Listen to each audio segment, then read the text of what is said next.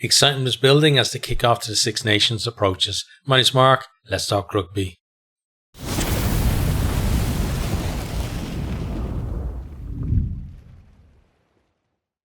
Six Nations 2025. It's promising to be, a very exciting tournament. Last year, was pretty good as well. No Grand Slam, which always kind of, ends up with kind of tense towards the end and stuff like that. Ireland coming out as the victors, obviously as an Irishman, very happy for that. Hopefully, we can do something this year, but there's some amazing teams coming into this tournament this year, and I don't think certainly looking at what's been happening over the kind of last year, I wouldn't say that Ireland are the best team in the Six Nations at the moment. Certainly not on current form. But what we're going to do in this video is we're going to just talk about each of the teams, about how they did last year, what the fixtures are for this year, what the odds are, and then how I think the team might actually go in the tournament this year as well. And then we'll just have a quick look then at the opening round of fixtures as well.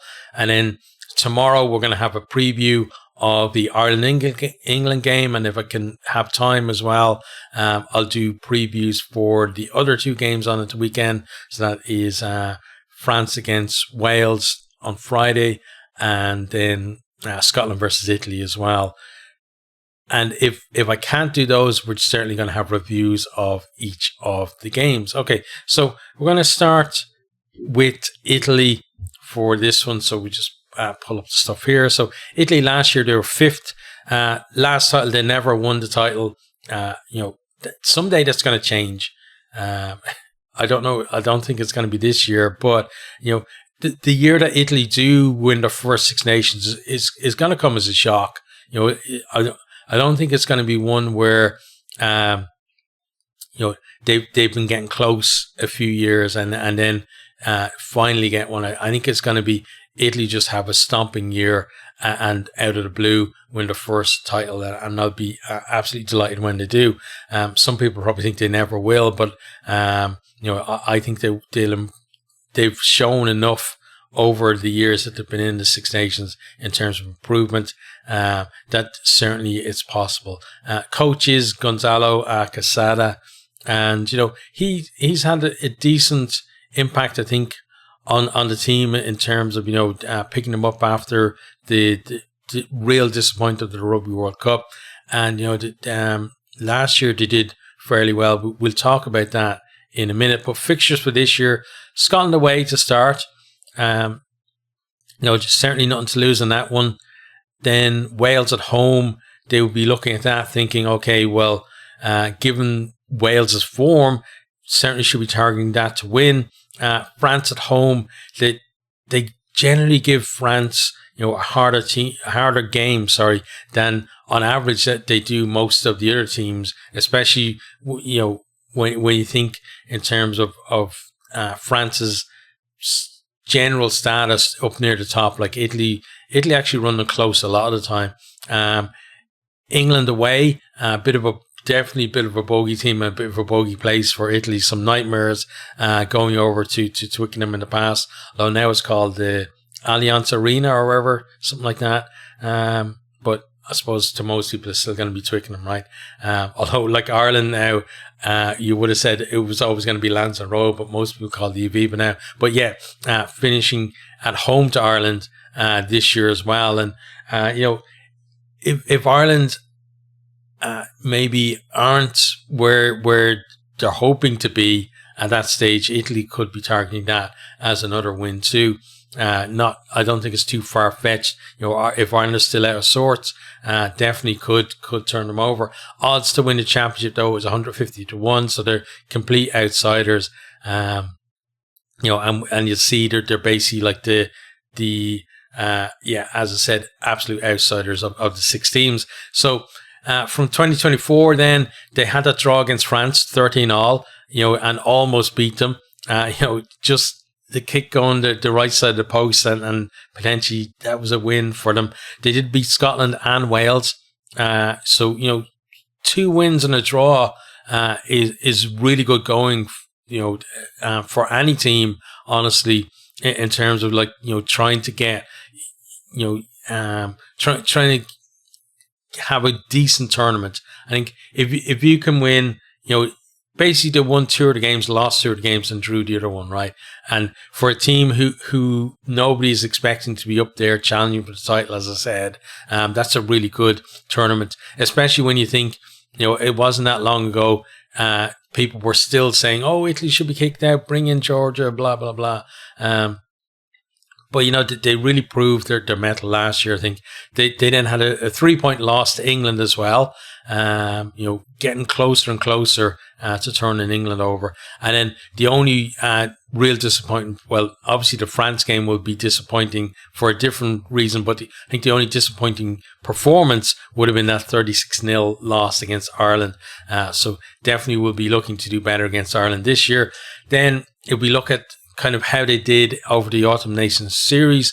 So heavy loss against Argentina, which, when you think Italy and Argentina, at times they're kind of similar, although Argentina definitely have, improved as a team over the last couple of years.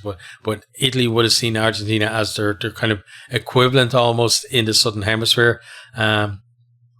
But, so that would have stung, that heavy loss. Then lost the All Blacks, I think it was 29-11, something like that.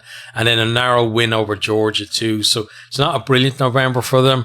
Then, Benetton, for the most part in the URC this year, have been in pretty poor form, especially compared to last year. But they did have 2 good wins in the Champions Cup. Beat a much changed Bath side, and then beat like La Rochelle in the final game as well to qualify for the knockout stages. So coming into a little bit of form, kind of almost right on time really for the Six Nations. And then Zebre, they've improved on last year.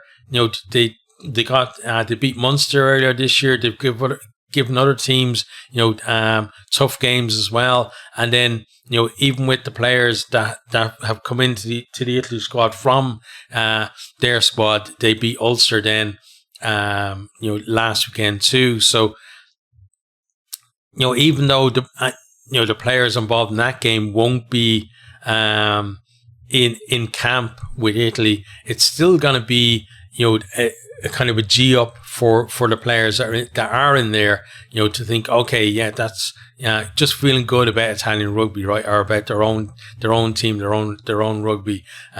So I think Italy are going to be optimistic for this year. Looking at the fixtures, Scotland away, first up, always the first game, right? You feel like you've got that chance to win, even though nobody else is giving you a chance. So they'll be looking to perform well against Scotland. But I think the home game against Wales will be a big target, as I said, for them to win. That home game or the other home games against France and Ireland, again, catch one of those on an off day and definitely could win that. Away to England could be a bit of a stretch for them.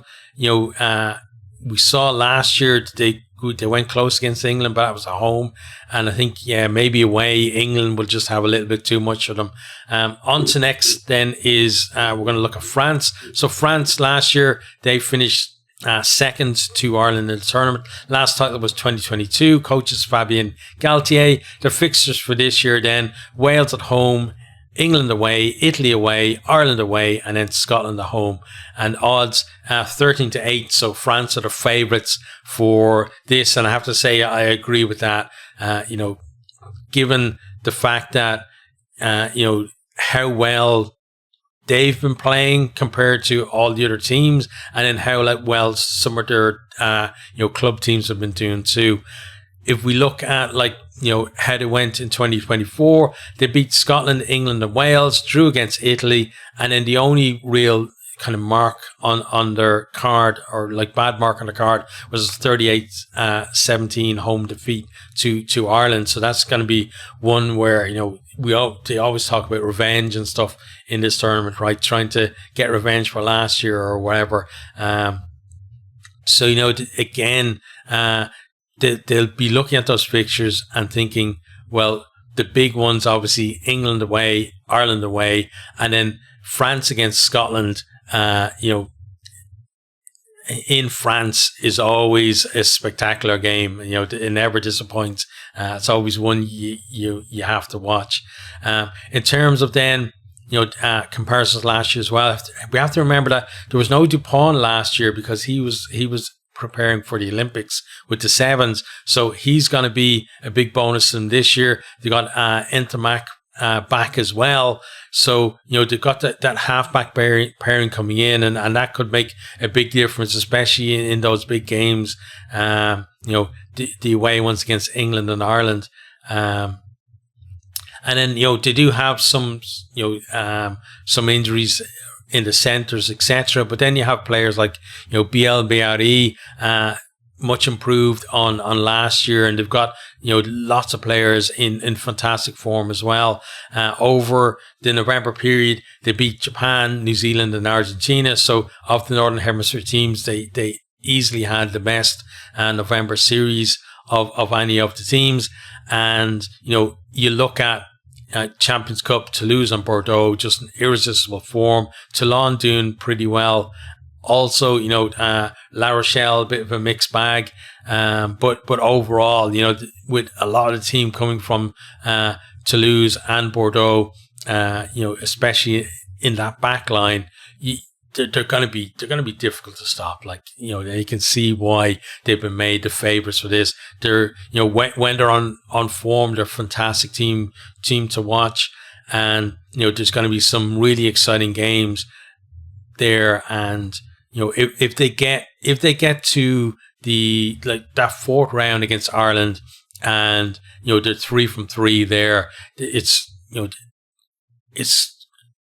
almost like they'll think it's kind of written in the stars for them, right, at that stage, that they're going to go over to Ireland, or come over to Ireland, should I say, and win that, and then potentially be playing Scotland to clinch a Grand Slam in the final round. And one of the things about France as well is that Dublin over the years, stretching back through the years of the Six Nations and even before, Dublin has been a bit of a happy hunting ground for them as well. I don't think they have as much fear coming to Dublin as maybe they would, going to Twickenham, even if Ireland are in better form than England. I think France generally, for whatever reason, seem to do better against Ireland and Dublin. So that's going to be a big game for them when they get there. And for me, they're definitely the tournament favourites, and I think that they are going to win it. I don't know whether it's going to be a Grand Slam. It might be like last year, where basically you could see maybe a defeat in one of those games against England and Ireland, and then nobody else, getting a Grand Slam, and France just, having enough maybe points difference, or, maybe they're the only team with 4 wins and the next place is 3 wins or something like that. But yeah, for me, definitely the favourites of the tournament. Next then we come on to Wales. So last year they were 6th. Last title was 2021. So other than Ireland and France, they're actually the last team of the 6 teams to lift the trophy. Coaches Warren Gatland. Fixtures then: France away, Italy away, Ireland at home, Scotland away, and then England at home to finish. Odds of the tournament 50-1. So even though they did finish last year and are in pretty dire form, they still have shorter odds than Italy. And part of that is obviously in terms of where the money is going. There's more people betting on Wales to win the Six Nations than there are just people betting on Italy, I guess. So therefore the odds come in because of that. In terms of last year then, although they did finish last, you have to remember, they lost to Scotland just by a point and to England by 2 points. And then they were then well beaten by Ireland and France, but lost to Italy by 3 points. So 3 games there, within a penalty of either winning it or drawing the game. So, not as terrible as you might think. Yes, they're on a 12-test losing streak, and most people are expecting, it's going to increase with that game against France away on Friday. But, they got close to some teams last year, and they just need, a couple of % here and there and certain things, and maybe the bounce of the ball one way or the other, and they've got themselves maybe a couple of wins, out of it, and who knows from there. That's just the way. That's one of the things we love about this tournament is everybody's expecting Wales to be wooden spooners, but they could actually be a surprise, for everyone, and maybe be even in the mix for the title come the last weekend when they're playing England at home. Like, then that would be a big G up for them. If not, if it's another wooden spoon, I think even Gatland's staunchest supporters will probably be saying, "Okay, well, yeah, Warren, it's time to go now. We need to try something new." But Warren Gatland said, "Don't write them off," and I am going to kind of write them off, because just based on looking at the 12 test losing streak, etc., there are some good signs though. Like the regions are, some of the regions, should say, showing signs of improvement this year. Like you have Cardiff and Scarlets, especially Scarlets at the moment, doing well in the URC. Ospreys had a poor start, but coming into form too as well. Dragons, rock bottom for them. So nothing brilliant from that point of view, but they do have some players performing well in the Premiership, as well as that are in the squad too. So there are some bright sparks there for Wales, but just comparing them to the other teams, it's at the moment, at least, it's hard to see them not finishing sixth, unfortunately. So, I'm predicting another wooden spoon for them, but I'm happy enough to have egg on my face. I've always said, I've never been someone who cheers against teams. And I'm not going to do that for Wales either. That, if I'm wrong and they do well, I'll just be happy for them. And it'd be good to see, obviously I don't want to beat Ireland, but if they're beating other teams, and they're starting to play well, when it'll just be fair play to them, and maybe some enjoyable games as well out of them. But I do think they're going to get, like last year, even if they only get one win or they get no wins, they're going to get close to teams, and closer than maybe we think. Next, then we're on to Scotland. So Scotland, last year finished fourth, and they'll definitely have ambitions to, obviously to win the tournament, but certainly to finish in the top three. Last title way back in 1990, and that was the last year of the old Five Nations, I believe. Is that right? No. When was it? No, because it was 2000, right? So, but their last title long time ago. But that was a fantastic Scotland team back then. Coaches Gregor Townsend. Fixtures: Italy at home, Ireland at home, England away, Wales at home, and France away. So that's a nice ramp up for them, I think, in terms of, if you want to build momentum through the tournament, beat Italy first up, then get over to hoodoo, against Ireland. They'll be thinking as well, like, Calcutta Cup games, they've been winning them all the time. They'll be very confident going to the Allianz or Twickenham.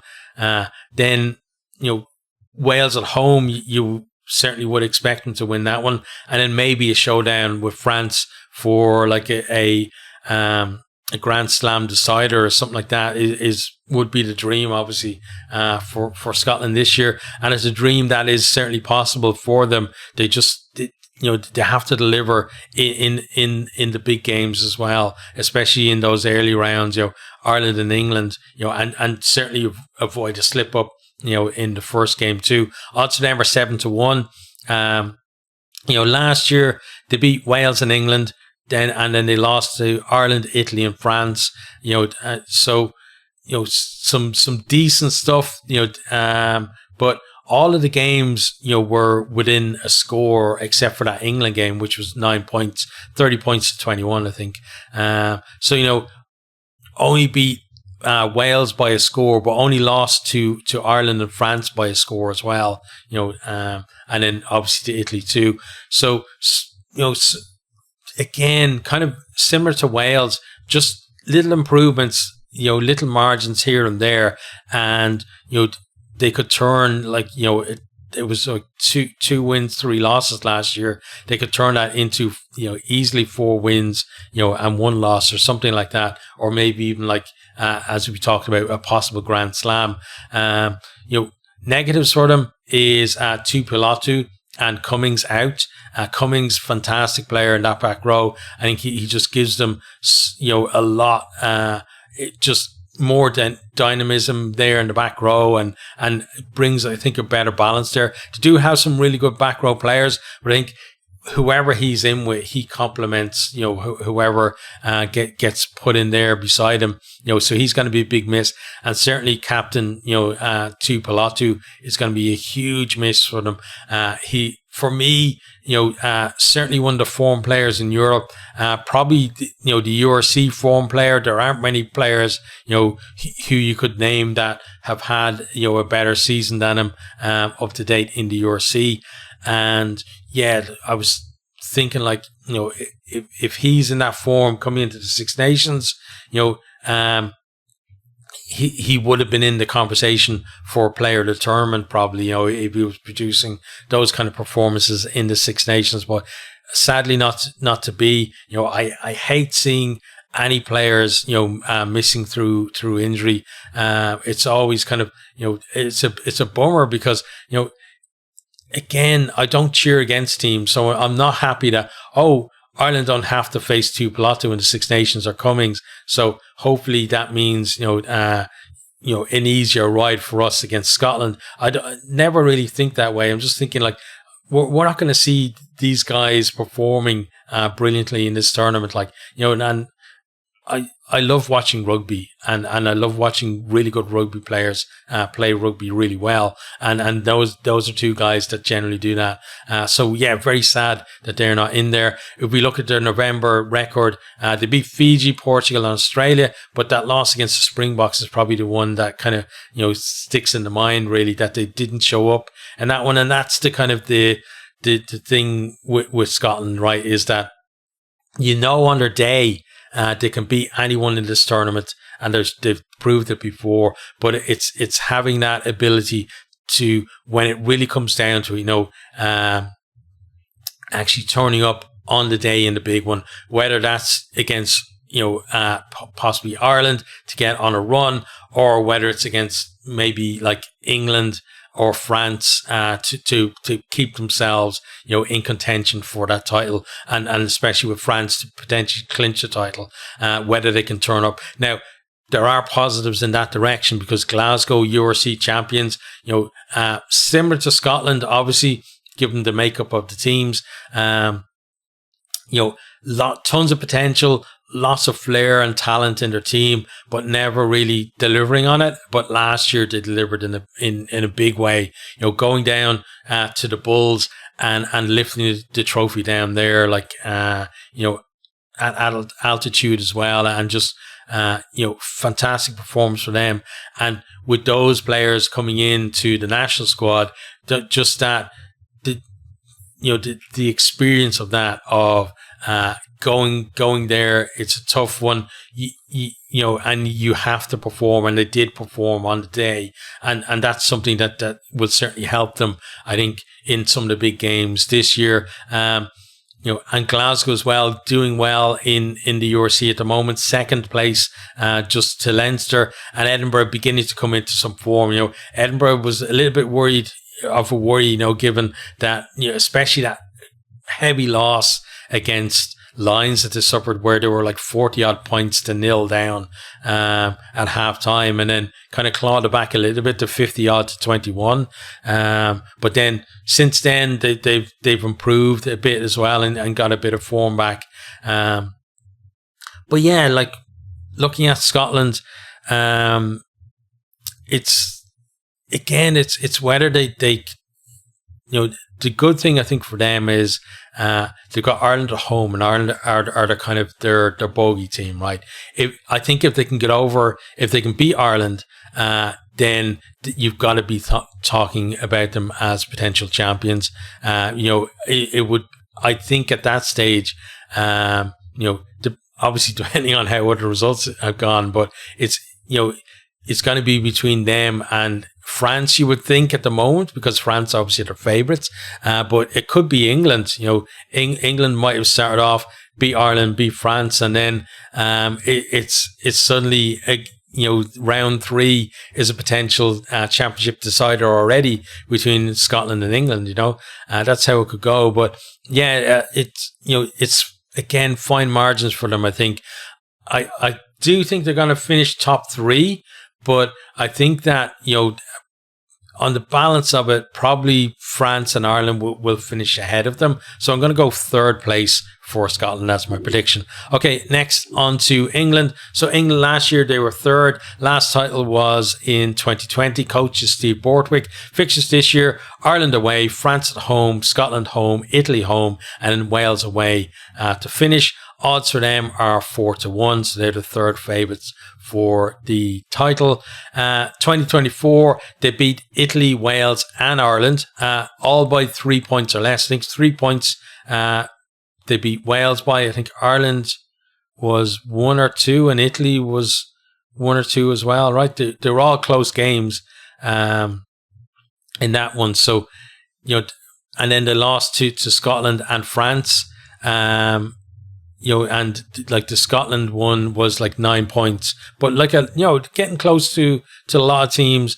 But again, if it goes the other way, those 3 close wins, it could turn into a couple of losses for them too. I think the interesting thing for England as well is, Marcus Smith, you would say, is kind of first choice at 10 at the minute. And if he does well there over in Dublin, which he obviously has the ability to do, the guy is a fantastic player. And if I think England can actually get their centres working for them, and that's been, I think, one of their big problems is getting the centres and getting their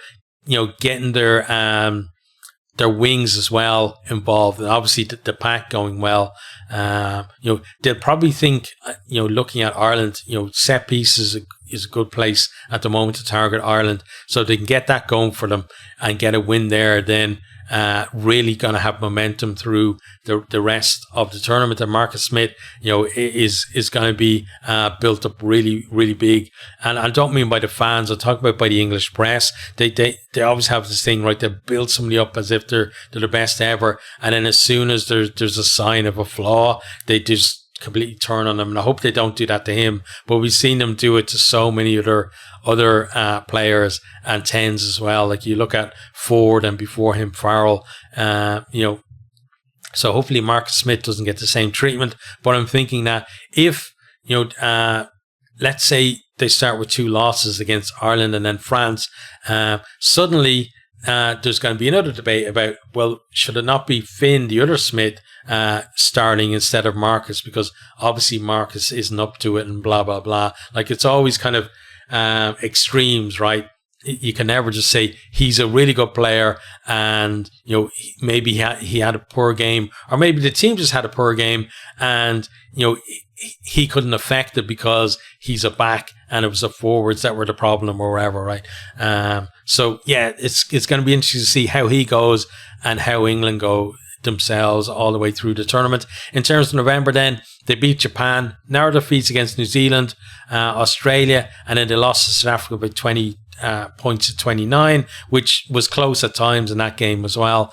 But so again, fine margins, and that's really this Six Nations this year is all about the fine margins, right? Team that could either win it or finish 5th at the moment is the way you're looking at things, because it's so close between a lot of the teams. In terms of the English clubs, then, mixed form for the English clubs really in the Champions Cup. You had Saracens and Saints, I thought, looking good. Leicester, Sale and Quins kind of at times looking good as well, qualifying for the knockout stages. And then Bath, Bristol and Exeter, just, three of those were pretty dire most of the way through. So, in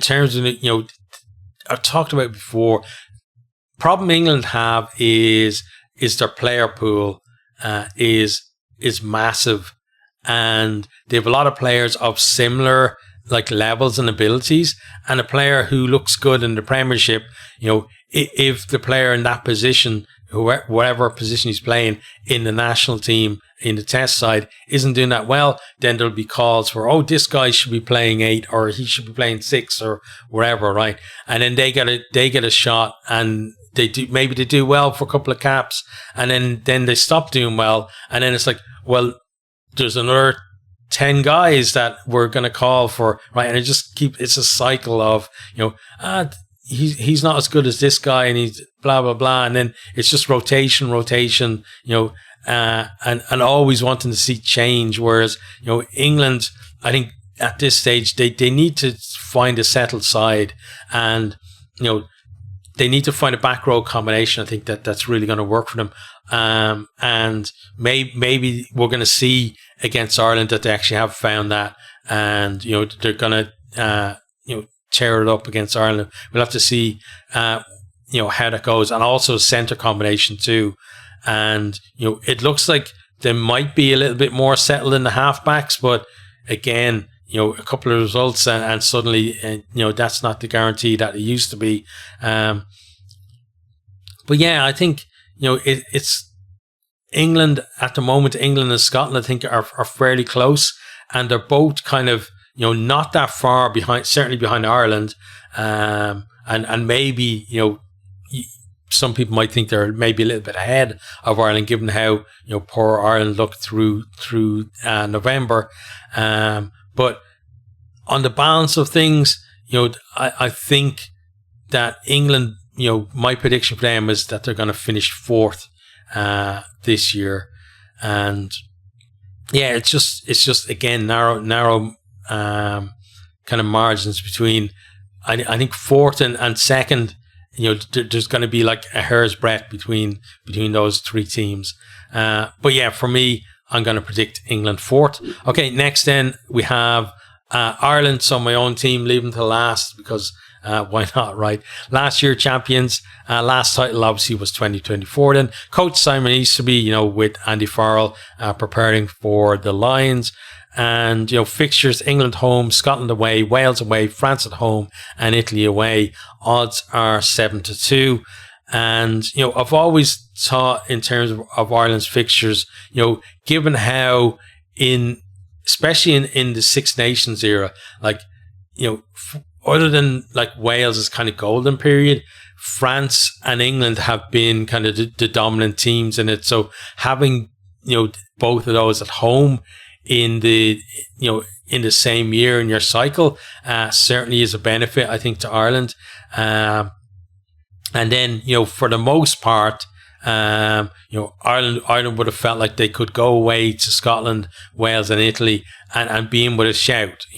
Again, when Wales were, during Gatland's first spell, that may not have been the case, going away to the Millennium, or is it now the Principality, wherever it's called. Every stadium changes name all the time, right? But so I think looking at the fixtures there, if you were to pick, fixtures list to give Ireland the best chance of maybe winning the title, you'd pick it like that, because you think, okay, England, tough last year, struggled at Twickenham, at home, hopefully, have to get a fast start, or at least if England score first, Ireland have to reply pretty quickly. They don't want to be going in half-time trailing, but get the crowd behind you and maybe get a win. Scotland away, again, we're kind of their bogey team. They're gonna beat us though at some stage, and maybe this year is going to be the year, right? Because you can't just keep a streak going against a team unless you're basically unless you're the All Blacks, right? You don't really keep streaks going against teams. The All Blacks and the Springboks really, two of the dominant forces in world rugby. But teams like Ireland, we're having a purple patch, but it's a patch, right? So at some stage it's going to come to an end. So Scotland are definitely going to start, turning the tide in that, and hopefully this isn't the year for that. Wales, then, nobody knows what Wales is going to be like in the Six Nations, but you would hope that we would be able to go over there and if we do perform, get a win. France, then, we beat them fairly comfortably last year, which is weird because normally, like, France is a bit of a nail biter, and France in Dublin is generally a nail biter too. So I'm expecting that to be a close one. So hopefully, home advantage just about squeaks us over the line. And then Italy away to finish, a bit of a banana skin there because Italy, we've seen the variation. In their levels of performance is what you have to worry about, right? If they're on it, and you just happen to be the victim, then tough for you, really. If they're not on it, it could be like last year where it was fairly comfortable 36-0 for Ireland. But odds for Ireland are 7-2, and looking at kind of last year, beat France, Wales, and Italy pretty well. Close win against Scotland. Again, Scotland getting closer to ending that hoodoo, and then lost to England. Is to kind of not just deny us a Grand Slam, but also to put in doubt even winning the championship as well.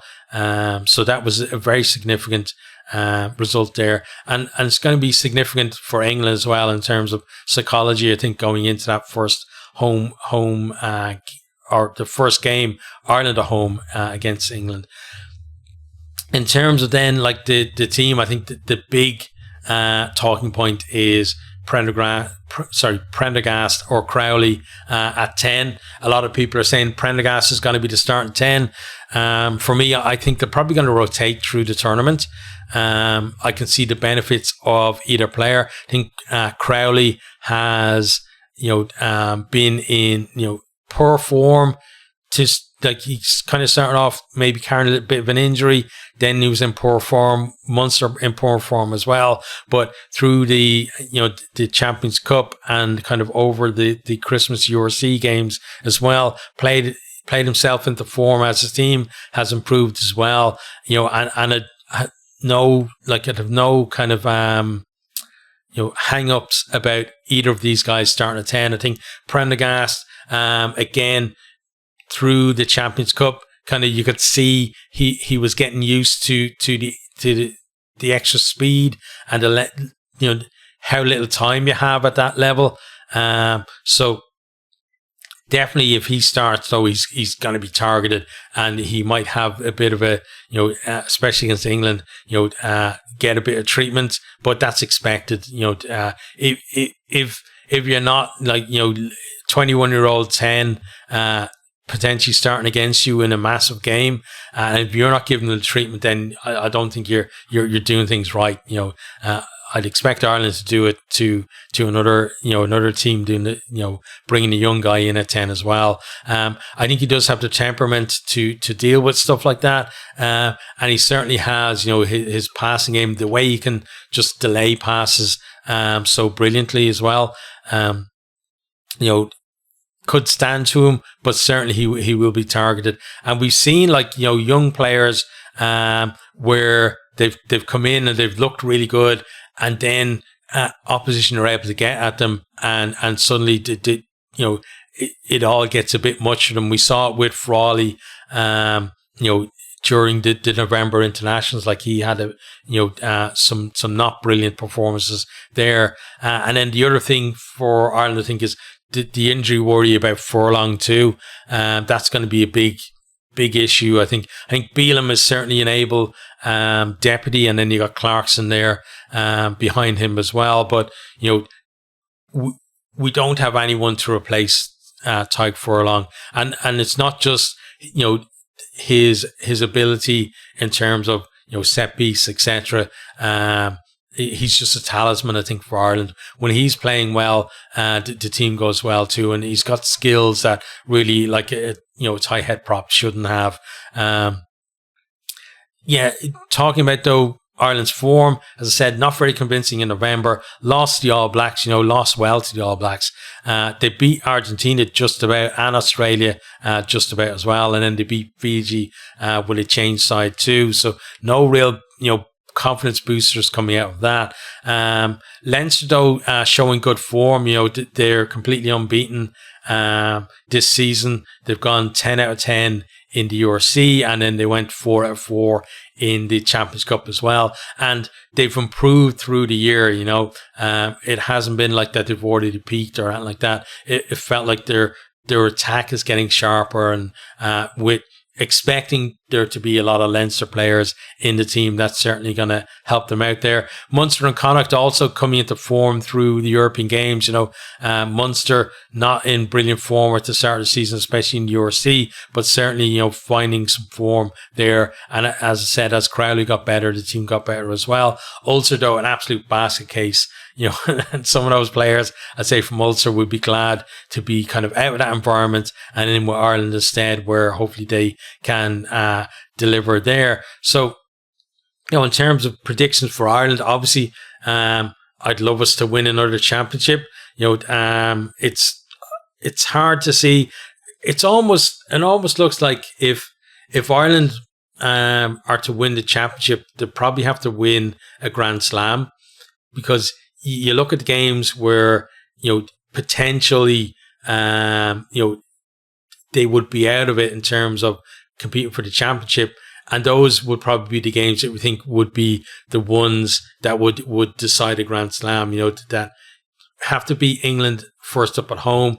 They have to beat Scotland away, certainly, and then again, we can't predict anything for 100%, but most people would, at this stage at least, say you would probably expect Ireland to beat Wales away at this stage. Now, they could lose against Wales away, right? But you'd expect that. And then they're 3 out of 3 going into that game against France, which could be a title decider then.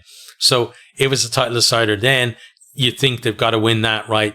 And then finally then, away to Italy for a potential Grand Slam. So, but for me, it's hard still to look past France, because the way they've performed in Dublin, down through the years, they'll have absolutely no fear coming to Dublin and turning Ireland over in that one, especially if both teams are on 3 from 3 coming into it as well. They'll be absolutely flying, and Ireland will do well to, first of all, the thing with Ireland is we generally have to start well, and we have to win games by 60 minutes.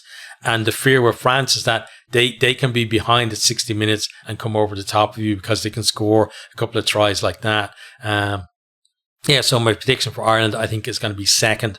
Okay, finally then, we're going to just quickly look at the fixtures for the opening weekend. We're not going to go hugely into them because I've talked enough about all the teams already, but starting up on Friday, January 31st, we have France versus Wales at the Stade de France, and it is 8:15 kickoff. If you're in Ireland, it's on Virgin Media Sport. I don't know where it is. Hopefully, I know in other countries, it's not on terrestrial TV or wherever, but hopefully everyone can find a place to watch it. Should be a decent watch too, because again, Wales have nothing to lose first up.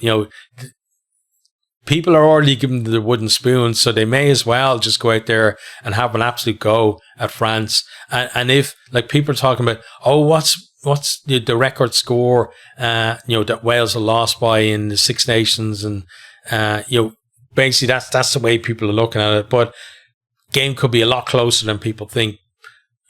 At the same time, unless you're a very optimistic Welsh person, I think you're probably predicting a France win for that, and that's what I'm predicting in that one as well. On to then the Saturday game. So Scotland versus Italy first up, a Scottish gas Murrayfield, and it's a 2:15 kickoff. In Ireland it's on RTE, and yeah, so Scotland, coming in, big expectations for them, got to deliver in the first game. They'll be targeting, that bonus point win, but against Italy, the thing is, you've got to win the game first. Italy are no pushovers anymore, and you can't go in thinking, okay,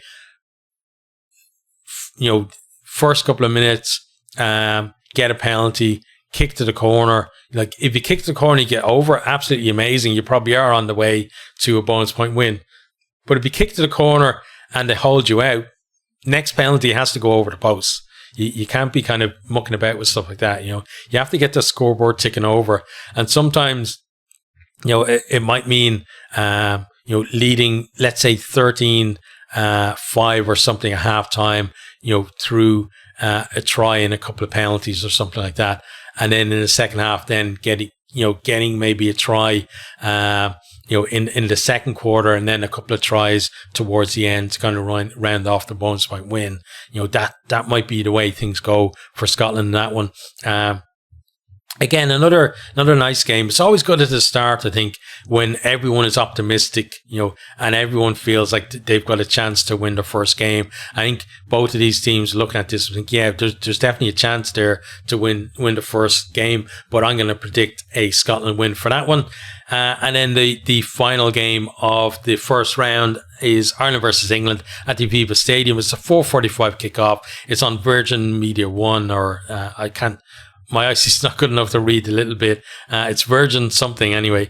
And yeah, this one, Ireland at home, lost to England last year. There's going to be the whole, we have to get revenge. And I don't know whether players, think that, or it seems to be more fans and pundits, right, that kind of think in that way. But it's going to be another, I think, good game. I think England will be, or should be, a little bit more exciting than people are maybe expecting from them. I think they're going to play some decent, expansive rugby. I hope they are. Ireland, stuttering a lot, like line out absolutely atrocious. And one thing, like Paul O'Connell, absolute line out god of a player, but our line out is terrible. So I don't know how that works. Like, and I think, and the weird thing is, I think if you sent Paul O'Connell, let's say he went to France or he went to England and their line out was doing badly, he'd come in, he'd probably fix it within 2 or 3 tests and turn them into a brilliant line out team. So I don't know what's going on with Ireland in terms of why the line out keeps malfunctioning, and it doesn't seem to be any one hooker or the caller or anything like that, like change of personnel, and it doesn't seem to matter.